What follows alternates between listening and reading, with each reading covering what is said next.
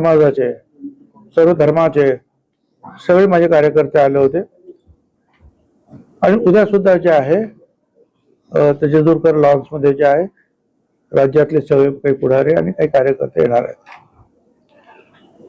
मी त्यांना फक्त जे काही झालं, कारण लोकांना संभ्रम आहे किंवा कोण काय बोलतं, कोण हे झालं, कोण ते झालं, तर ते स्वतः आपण त्यांना सांगावं, कारण त्यांच्यामुळे मी निवडून आलो. त्यांनी अतिशय प्रतिकूल परिस्थितीमध्ये लासलगाव येवला मतदारसंघातील सर्व धर्मीय, सर्व जातीय लोकांनी माझी पाठराखण केली. त्यामुळे अतिशय अडचणीच्या परिस्थितीत मी निवडून आलो. त्या लोकांना विश्वासात घेणं आणि नक्की काय झालं हे त्यांना समजावून सांगितलं पाहिजे. कारण नाही म्हटलं तरी टीव्हीला आणि त्या मोबाईलच्या त्या याच्यावर उलटसुलट बातम्या येतात.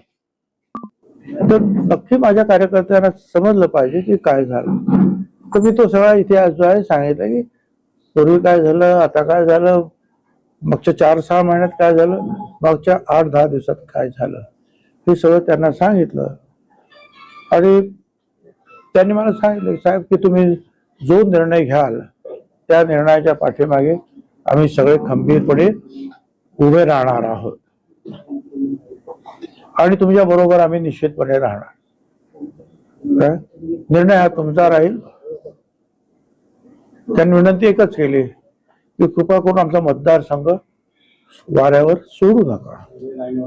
म्हणजे त्यासाठीच तर मी थोडासा जो आहे त्यांना ताबडतोब नकार दिला की मला हे शक्य नाही आणि मी तुम्हाला वाऱ्यावर सोडणार नाही. मी तुमच्या बरोबर राहील. मतदारसंघातली जेवढी काही कामं अपुरी आहेत ती पण पूर्ण करणार, नवीन काही कामं सुचतील तीही करणार. काय परंतु असं काही मी दूर तुमच्यापासून जाणार नाही, त्यांना मी आश्वासित केलं. आणि ते अजितदादांनी काही लोकांना शब्द दिले मंत्रिपदासाठी, ते बरोबर आहे ना. आणि ते शब्द पाहण्यासाठी माझ्यावर तुमच्यावर असा अन्याय झाला असं हे खरं आहे, हे खरं आहे ना. एकूणच आपण असं म्हटलं की चर्चा असायला पाहिजे. बीजेपीची सुद्धा लिस्ट पार दिल्लीपर्यंत जाते, चर्चा होते आहे. पवार साहेबांना सुद्धा काय करायचं असेल तर थोडीफार चर्चा करतात. इथे फक्त काय कोणाला काय माहितीच नाही शेवटच्या खेळापर्यंत.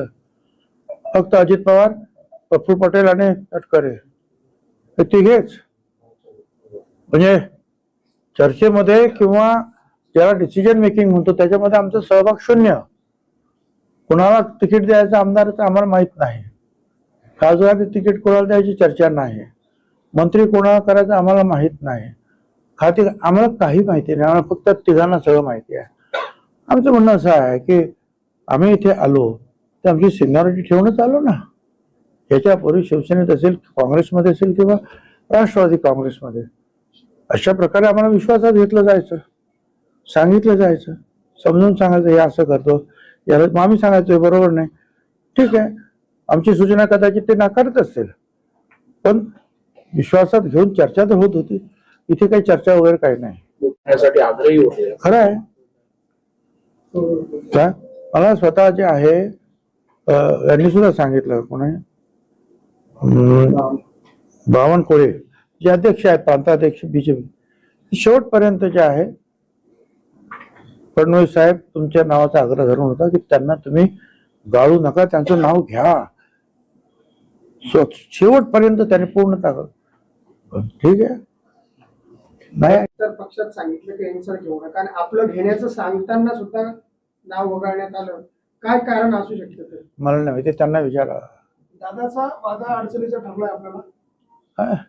आता तो मला किती अडचणी ठरतो आणि राज्यातील लोकांना इतरांना किती अडचणी ठरतो ते आता आज काय सांगणार आपण.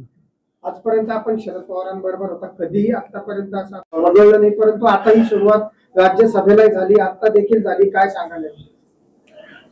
सांगितलं म्हणजे मला एवढंच माहिती आहे की 78 सालामध्ये ज्यावेळेला मी शिवसेनेचा नेता झालो महानगरपालिकेतला, तेव्हापासून शिवसेनेच्या सर्व निर्णय प्रक्रियेमध्ये माझा प्रमुख हिस्सा असायचा. त्याच्यानंतर काँग्रेसमध्ये आलो, काँग्रेसमध्ये सरकार गेलो तर मला विरोधी पक्ष नेता केलं विश्वासानं. आणि